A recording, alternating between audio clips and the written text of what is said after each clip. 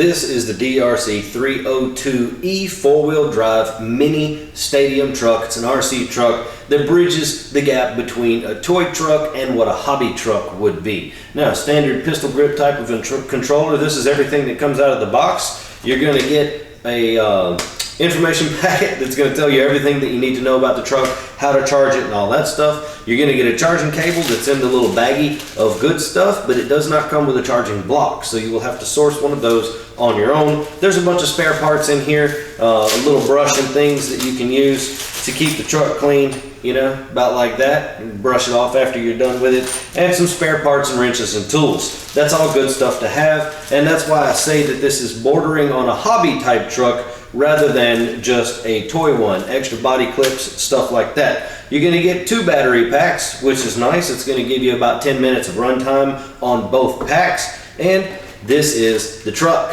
Let's take a look at it. This is what it looks like. The lighting in here is a little harsh, but you can take a look. It's a very stylish looking truck. I like it a lot. Now, it does have these little body clips, much like the other hobby grade trucks would have, and you just pull those to take them off, and we can take the plastic body off. So let's get rid of those clips, take the body off, and this is what you're looking like on the inside, right? It is a 4-wheel drive truck. There's a drive shaft going through, so that's quite nice. This is the battery plug, and the battery hold down spot is right in here. It has a clip that you remove, and then the little battery hold down will be removed as well.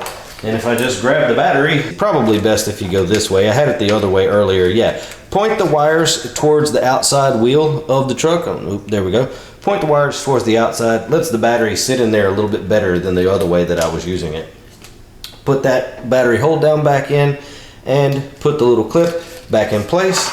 And then all you got to do is connect the 2 red leads on the battery, just like that. Hook those together, and you're good to go. Now, you'll probably want to tuck that kind of somewhere out of the way. That's the little battery charging lead. So just bend it around and tuck it out of the way, something like that. You can put the body back on. This is the antenna, little stubby antenna, nothing doing there. And it does have some spots right here that you could add LED lights if you wanted to. So let's get this thing all put back together, and we'll take it outside and run it.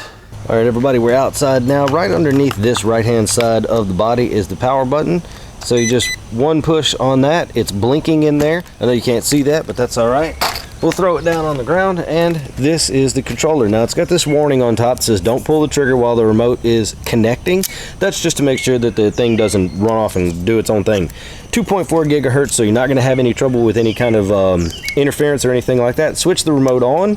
That light will blink and then go solid, and a quick little pull on the trigger means we're good to go.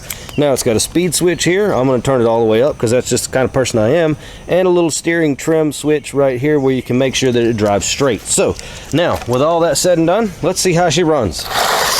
Wow, okay, this thing is fast. Oh my goodness, and it's almost uncontrollable. This thing will do wheelies. Hang on a minute, man. Let me bring it back over here a little closer. It's really finicky because it's so small. All right, so I got to adjust the steering a little bit. It almost just flipped itself.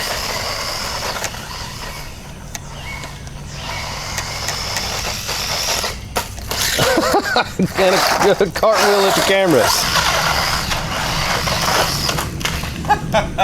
Okay, so as you can see, this thing is super fast. It's a lot of fun to play with, and I can fully see how the wheels on this are going to get wore out pretty fast, and you're going to be looking for some replacement parts on these wheels, because I mean, this little truck does an absolutely great job. Oh, it's just so much fun. I love it. It's awesome.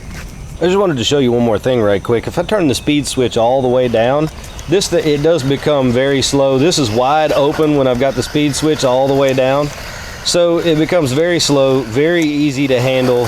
It's a lot of fun. It'll still go through all the sand and stuff like that I have in my driveway. It really won't do 360s. It just doesn't have enough power on the slow speed to do that.